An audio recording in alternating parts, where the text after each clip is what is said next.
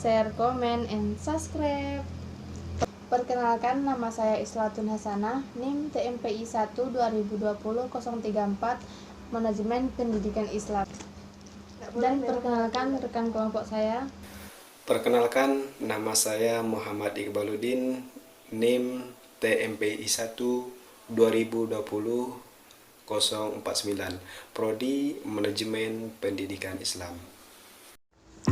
Baiklah, saya akan membahas tentang pendidikan sebagai instrumen mobilitas. Yang pertama, hakikat pendidikan sebagai pendidikan sosial. Pendidikan dipandang sebagai jalan untuk mencapai kedudukan yang lebih baik. Di dalam masyarakat, makin tinggi pendidikan yang diperoleh, makin besar harapan untuk mencapai tujuan itu. Mobilitas sosial terdapat dua pengertian. Yang pertama ialah bahwa suatu sektor dalam masyarakat secara keseluruhan berubah kedudukannya terhadap sektor lain. Yang kedua tentang mobilitas sosial, ialah kemungkinan bagi individu untuk pindah dari lapisan satu ke lapisan sosial yang satu lagi. Proses terjadinya mobilitas sosial. Adapun cara melakukan mobilitas diantaranya yaitu perubahan standar hidup melalui perkawinan, berpindah tempat tinggal dari tempat tinggal yang lama ke tempat tinggal yang baru, mengubah nama yang menunjukkan posisi sosial yang lebih tinggi, perubahan tingkah laku. Manusia memerlukan kedudukan dan peranan di dalam masyarakat. Dalam hal ini tidak selalu sama dalam hal pemenuhannya. Contohnya perpindahan lokasi pekerjaan tanpa mengubah jabatan. Maksudnya seperti guru PNS yang awalnya mengajar di SD Nalobaru, lalu berpindah tugas di SD Bangko dan pekerjaannya tetap menjadi seorang guru atau pengajar. Mobilitas melalui pendidikan. Mobilitas sosial ini berarti bahwa individu itu memasuki lingkungan sosial yang berbeda dengan sebelumnya. Mobilitas sosial ini terus berlangsung di semua negara, khususnya dalam masyarakat industri, karena dibutuhkannya sejumlah besar tenaga teknis dan profesional.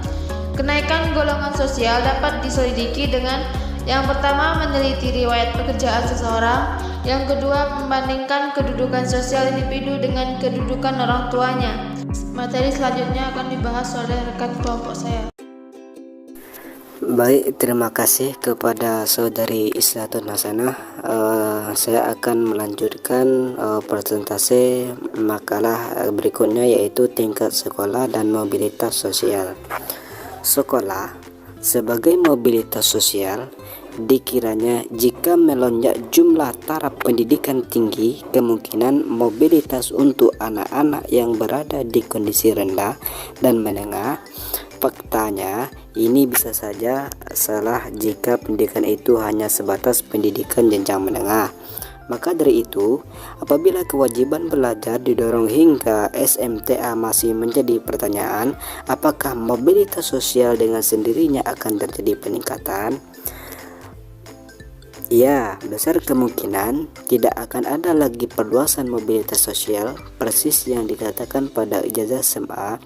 Tidak ada lagi yang memberikan mobilitas yang lebih tinggi untuk individu, tetapi pendidikan yang tinggi masih bisa memberikan mobilitas tersebut.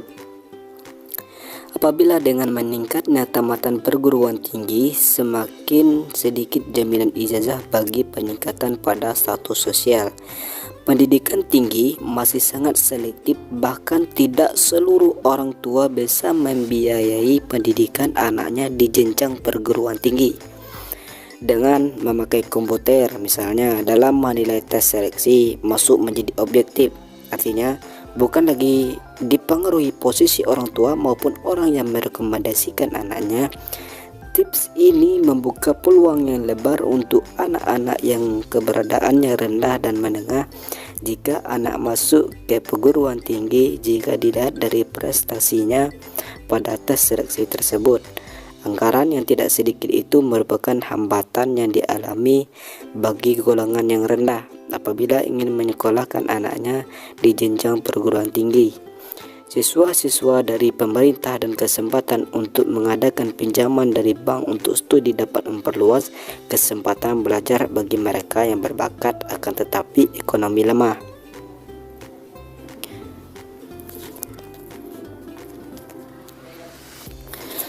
Pendidikan pada dasarnya memiliki tujuan dalam membekali setiap individu masing-masing supaya lebih sukses pada kehidupan guna meraih tingkat yang lebih tinggi lagi. Akan tetapi lembaga sekolah itu sendiri tidak bisa menghapus batasan-batasan tingkat sosial tersebut. Maka dari itu banyak daya-daya di luar sekolah yang memelihara atau mempertajamnya. Pendidikan yang merupakan bagian dari sistem sosial, namun demikian hanya muncul pertanyaan, apakah sekolah harus mempertimbangkan adanya perbedaan di dalam kurikulumnya? Maksudnya, memberikan pendidikan untuk tiap golongan sosial yang tepat dalam memenuhi kelengkapan golongan masing-masing yang tujuannya untuk bisa hidup bahagia menurut selera golongan-golongan yang diikuti. Berhubungan dengan itu, juga direkrut guru-guru yang dipilih yang tepat dengan golongan sosial siswa yang terkait.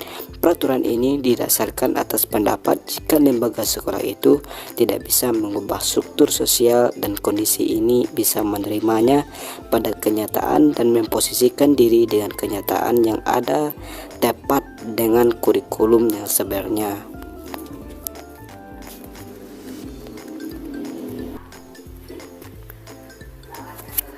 Selanjutnya, peran pendidikan dalam mobilitas sosial. Pendidikan dalam kaitannya dengan mobilitas, yang pertama berakhir pada jabatan mandor dan yang lainnya bermula dari kedudukan sosial hanya satu, tapi dua mobilitas harus mampu untuk mengubah mainstream peserta didik akan realitas sosialnya. Kemudian pendidikan yang tepat untuk mengubah paradigma ini adalah pendidikan kritis yang pernah digulirkan oleh Paulo Freire. Berarti, pendidikan memiliki peran dalam memperluas peluang-peluang masyarakat, memiliki kesempatan yang sama dalam hal mendapatkan pekerjaan, transmisi kebudayaan, mendapatkan peran sosial, dan menciptakan integrasi sosial. Orang yang mendapatkan pendidikan mengalami kemudahan dalam melakukan mobilitas dengan bekal ilmu yang didapatnya. Adanya perbedaan kualitas dan pandangan terhadap pendidikan di Indonesia mengakibatkan adanya perbedaan kondisi sosial masyarakat Indonesia di masa lalu dan masa kini.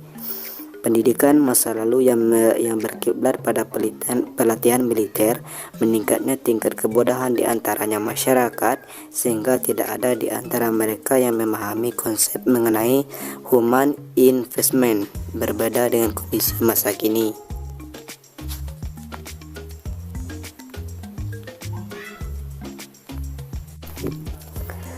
Kemudian strategi pembaruan pendidikan demi tercapainya mobilitas sosial. Strategi pembaruan pendidikan merupakan perspektif baru dalam dunia pendidikan yang mulai dirintis sebagai alternatif untuk memecahkan masalah-masalah pendidikan yang belum diatasi secara tuntas.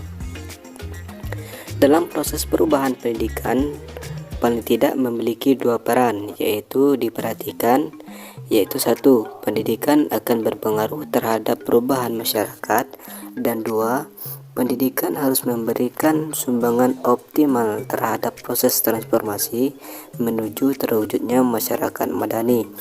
Proses perubahan sistem pendidikan harus dilakukan secara terencana dengan langkah-langkah yang strategis, yaitu mengidentifikasi berbagai problem yang menghambat terlaksananya pendidikan dan merumuskan langkah-langkah pembaruan yang lebih bersifat strategis dan praktis sehingga dapat diimplementasikan di lapangan. Langkah-langkah tersebut harus dilakukan secara terencana, sistematis, dan menyentuh semua aspek.